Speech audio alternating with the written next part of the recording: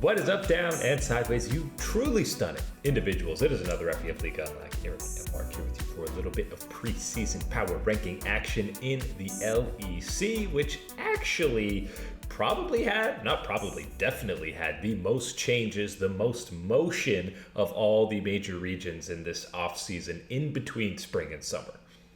And I think a lot of people will rightfully say necessary changes starting to come through. I think we can all debate about the choices made at the end of these changes being made for a lot of these LEC rosters.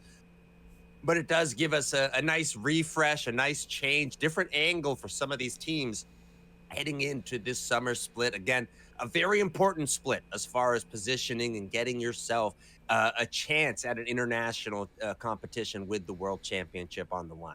So we're going to fly through these 10 teams, 90 seconds, 2 minutes per squad. And we start towards that bottom, which is the biggest overhaul heading into the year. And that is SK Gaming. Only the bot lane of K2Y and Loopy returning. Abadoge's back to the LEC. Skeens is returning to Tier 1. And then Din Din as another Korean import in the top lane. Abadage not coming off his best split. Skeens hasn't really proven himself in that Tier 1 region. And Din Din, I don't even know what to say about him coming over to the LEC. But I don't feel great about SK. No, I'm not feeling great about it either. And I think there are just so many question marks about this roster, about the performance, about the individual levels, all sorts of things that it's almost impossible to start envisioning that path, that victory after victory, to start building yourself up to be in a power position within the LEC. I think that these are changes that, sure, you can find the angles, you can find the statistic, the individual avenue that can support this as being as a worthwhile change, being something to try out. But at the end of the day, I think it is still going to be an incredibly uphill climb for this SK team, even with I think the LEC being as more wide open as it ever has been as far as who can claim the real power of the region. It's more wide open than ever for the top half. It's not like 1 to 10 you feel like could win the title. SK definitely looking like a favorite to be towards that bottom. Maybe a more surprising squad around here is Team BDS, who still have this core of Nuke, Ice, mainly Nuke and Ice now. Obviously Paris is a younger player, but irrelevant. 113 looking out heading into summer. It's Rooster. The theme on all these rosters is apparently Korean top laners coming in, and then Bukata in that jungle spot. And there's been lots of rumors about scrims and different things in the LEC, and we're hearing that BDS scrims are not going well. Rooster is already maybe second guessing the trip coming over to the LEC after spending 3 years in the challenger scene in the LCK, but they underperformed last year, and I'm not sure these roster moves are going to make them any better. And this is one of the organizations, one of the teams, some of these young players specifically, as you laid out with Nuke and Ice, that you had looked at as being pieces within the region that could generate power, could generate this team into that, top tier competition that you're talking about.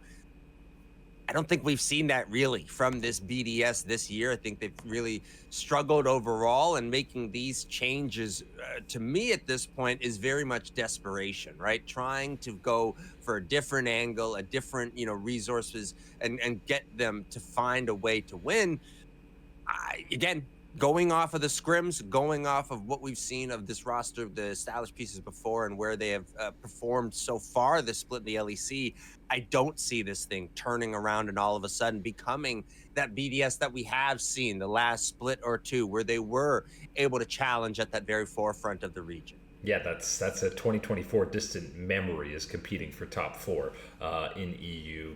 Team Heretics get the buff of not making any roster changes, so we put them ahead of these bottom 2 squads. But obviously we're looking, there's still a very young core to this group. They had moments where I think they exceeded expectations, didn't really have any actual deep playoff runs, but really you're looking at, can Flackett and Sheo be the leaders on this squad?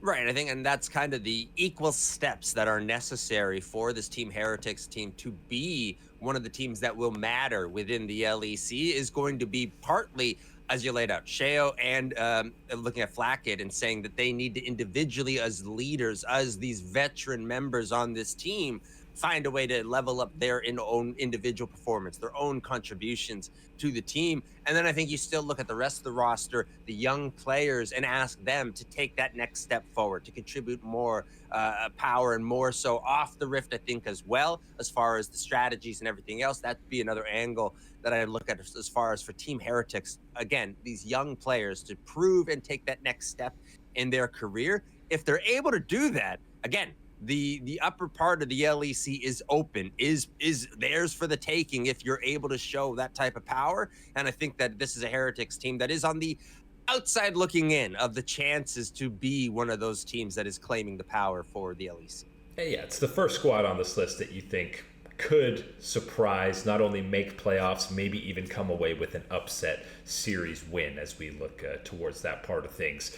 Then we get to the new kids on the block who are obviously very well known in the esports space going back decades, and that is Na'Vi coming in to take over Rogue's spot. And I know Rogue, we're very used to talking about a bottom 2 squad in the LEC, but you know what? I'm going glass half full with this new rebrand. You're going to get some new life breathed in to this squad to have a new organization that they're playing for. Adam is returning, which you could say is good or bad. Larson is synonymous with this org, even with a new name, new jersey logo, everything like that. A couple of young junglers come in Tiger and Rylek, and then obviously the big one here is the bot lane, Hansam D coming in, which again, all-time great name, coming in to replace Patrick, and Malrang going support. That's right, he's role swapping to support, and you know what? For whatever reason, I actually feel like he might be a pretty good support. I'm buying it. I think the only part that I'm really buying of it, though, is that I'm thinking about the creativity, the engages, the playmaking that can come through from adding Malrang into that support position and what that can bring to that bot lane angle, as well as extending out. As we know, support's really become, for a lot of these squads, the second jungler in a sense type of thing. So why not just throw a jungler into that support position type of idea here from Na'Vi. At the end of the day, I don't have a ton of expectations still as well for this squad, even with Adam coming in and all the changes and the change of the organization itself. I think that is going to be that biggest factor as well, is that change in the organization, a change in ownership and understanding that, you know what? We got new bosses that need to be impressed, that need to understand why my contract is what it is, or where I am and what I want it to be, all sorts of things in that regard. And I think that's something that needed, a change that's been needed within this Rogue organization for quite some time now. So I think getting to see at the very least that little fire maybe behind some of these guys as you step into this summer split could give us a better performance from this team.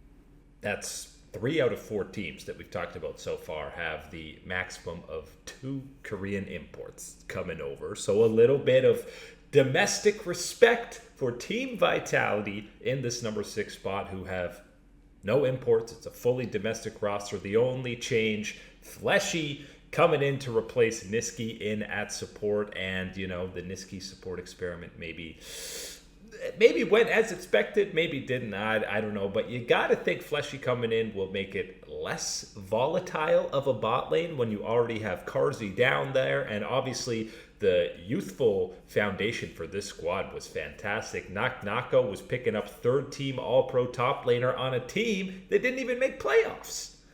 And this is a Vitality squad that I think a lot of people could identify heading into that last split and say, you know what? The underlying statistics, a lot of these little numbers here or there, showcase a team that is ready to take that next step, to move into that top tier of the region, to challenge the established order. And I think last split, you got a little bit disappointed because there was the inconsistency too often with this team as far as what version of them showed up on stage, how many of those individual 5 players on that individual day were locked in and ready to play for that series. I think that is going to be one of the changes that I want to see as far as that preparation for the team, because yes, you're looking at the domestic lineup, you're looking at individuals that have shown us early here that they can compete, that they can push this tier, to another level. you just didn't see it, I think, often enough put together as a whole group within that last split. And I think you can hope for that in this summer split, but I'm still holding out on the rest of this team, the LEC really kind of leveling up a little bit more. Yeah, and listen, going back to the bot lane specifically, Carzzy had some great individual team fight moments mechanically. Obviously, he's still a top tier ADC in Europe. It just felt like some of the laning phase, both him and Niski, even going back to Hilla saying it was just you tapping your head, what is going on? And obviously, Niski had some 0-7 Nico ulti games and then has one good ult. So I feel like it's going to be a much more consistent Vitality, who again has potential to maybe even make some legitimate noise here in playoffs. They kind of maybe share that gatekeeping role with the number 5 squad here. That is Giant X, who made 0 roster changes heading here into the summer split. We saw Lot as a rookie throughout the year. We've seen him surprise and be one of the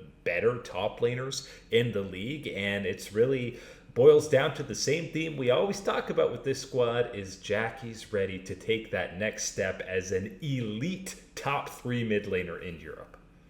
I think, yeah, that's the most important thing to talk about when you're looking at this Giant X team, because sure, again, you can talk about various other aspects of this team. You mentioned going into the top side. You can look at how that has developed for them. You can go and down and, you talk about Jackie's, though, is the biggest point that you do need to talk about with this Giant X team and his development and taking on a bigger share, a bigger shoulder lead, load to take on for this team as far as the individual capabilities that he has shown us, taking that next step as far as that leadership and really being that guy on and off the rift for the team, I think is that next step that a lot of people want and look at as far as the development of a young superstar.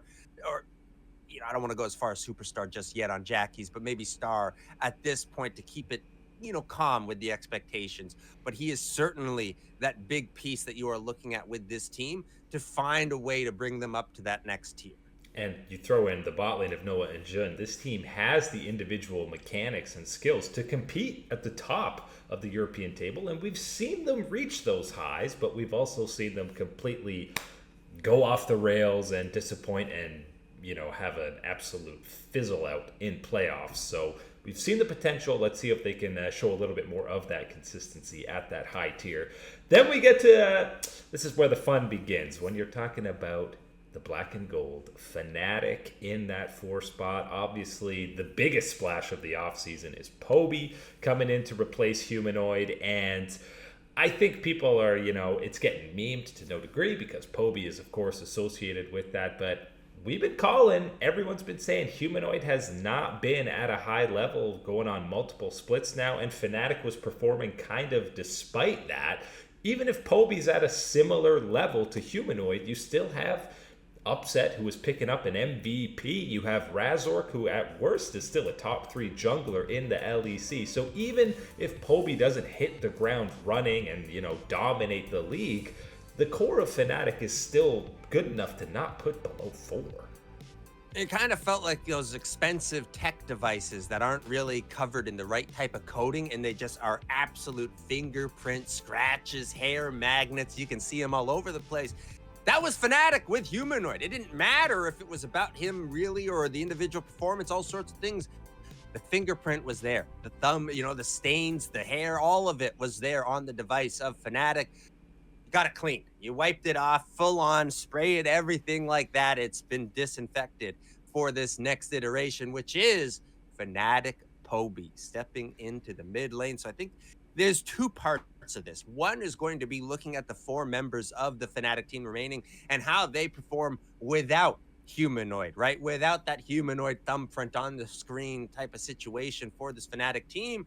And then you can start to digest how Poby is individually, because that is a whole other burger to digest and talk about with this one, because again, still a lot of questions, a lot of doubts about him from the LCK, despite the T1 label that comes attached with him. It's not exactly the same as bringing over someone else or some other hot prospect from the region. This certainly does have a lot of the questions from the community. And especially, how is he going to be implemented into this lineup? Typically you have a Korean import coming in, and you want to make the transition as easy as possible, but there's no other Korean players on the starting lineup. As far as I know, they're not really involved in the coaching staff. I'd be shocked if they didn't bring on an assistant coach in some way to kind of help with that transition. But we'll see how comfortable he is fitting in, not just with Fnatic, but in an entirely new country as a whole, because that so often goes overlooked with these guys who are coming over. The culture shock that is inevitable to happen when he's coming in to this new lineup. But either way, Fnatic kind of sits as that team that if Poby does dominate, they could probably compete with who we have in those top three, and it's wide open. It feels like here I could accept arguments for any three of these, but we are putting G2 in that 3 spot, and yeah, maybe that seems harsh, but what they did against FlyQuest at EWC, I still don't value as high as what the level we got out of them at MSI, and there were lots of red flags from G2 throughout that event. Broken Blade was obviously the most obvious, and we did, even though Hans Sama himself leveled up at EWC, it was really Caps trying to do too much, or had to do too much throughout that event.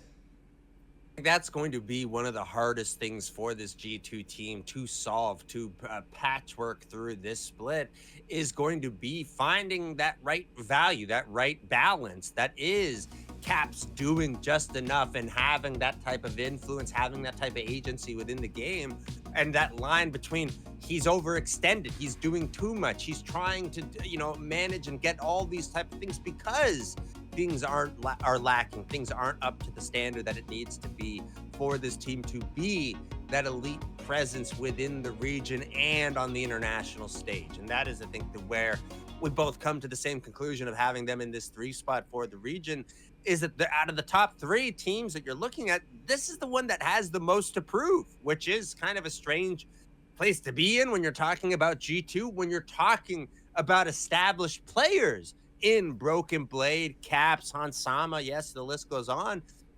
But I think more so for me than looking at those veterans and those established players, the easier answer and probably the more accurate answer is looking at guys like Skumond and Lebrov, the changes that were made to this team and that need to, again, find a way to settle in and get their own individual performance up, because it hasn't been to the level that I think anybody would have said that they would have hoped for stepping into G2. Never mind the levels that we had already seen established from these guys in their previous teams. So it does need to be better, I think, from those 2 guys specifically, on top of figuring out the balance between these veterans on the roster. And yes, they've been to back-to-back finals in the LEC, which most teams, that's a positive, but they weren't particularly close. The G2 got beat up by both Carmine Corp and both Koi, and there's a reason that those are the 2 squads we got ahead of G2 in that silver medal position is Carmine Corp, and I know there's been lots of rumors and drama behind the scenes. Now Niski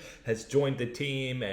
We aren't for sure aware, is this going to be a 6-man roster? We've heard Khalees do an interview kind of talking about they have scrimmed with Niski, but Niski's not really expecting to be the actual starter. It seems like to me this could be a motivation thing for Vladdy, who early in his career hasn't maybe taken practice as seriously as maybe the organization wanted.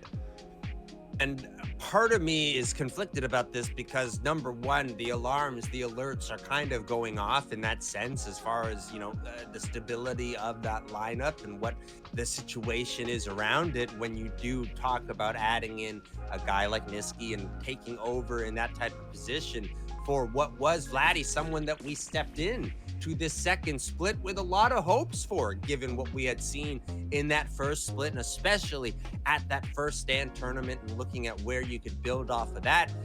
I don't think we built. I think we took a couple bricks and blocks away in that next split individually from Vladdy. And if that's as far as, the amount of time that you're putting into practice and the focus and attention to that, and someone like a veteran in Niski can step in and bring that aspect to the team, I think that is worth looking at. And as far as even if it's one of these ones where the development of Vladdy isn't at the point where it needs to be one of these elite teams within the region and on the international stage, as I just laid out for G2, well, then we do make this change and you try to use it to, again, a player like Niski, someone who facilitates, who role plays for the team and gets your other members into better positions.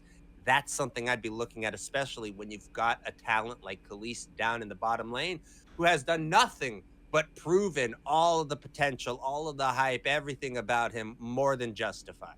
Yeah, I'm taking the positive side of it that Niski can slid in and number one motivate Vladdy, or at least light a fire under him that you got to be locked in at all times. And as kind of a player slash coach, I think Niski absolutely will bring value to still what is a younger lineup overall. But because Koi had that head-to-head win against K Corp twice in the playoffs, they had moments at MSI, at least weren't nearly as egregious as some of the G2 levels, and the same 5 returning. No reason to not still be feeling good about Koi heading into this year. There's no reason not to be feeling good about them, but I still want them to feel challenged heading into this split. I think is going to be the important perspective that they need to take into this one. This can't be Movistar Koi after everything that's gone on at MSI and EWC, whatever, and step back into the LEC and go, oh, there's my spot. Let me take my reserve thing off of the throne. Let me kick my feet up, kick off the Crocs, all whatever. We're feeling comfortable at the top. It can't be that for this Movistar Koi team. They need to find a way to continue to improve themselves. And then a lot of that is going to come down to the consistency and responsibility that they carry with themselves in the game is going to be the biggest one. Jojo takes his big share of that as the superstar, as that figurehead of this team. But I still think you can look at the other aspects that we were hoping for on the international stage, guys like Supa, El Yoya, to find a way to be contributing factors and find a way to, again, smooth out their performances. I think is going to be one of the factors that'll ease things up for the rest of the team. At the very least, they do have Carmine Corp in their group, so they'll have that head-to-head at least once in this weird single round robin to push each other to higher levels within the LEC. But that is it today for League Unlock. Eric and Mark here with you, absolute stunners. Thank you so much for hanging out as always, and we will catch you on that flippity flip.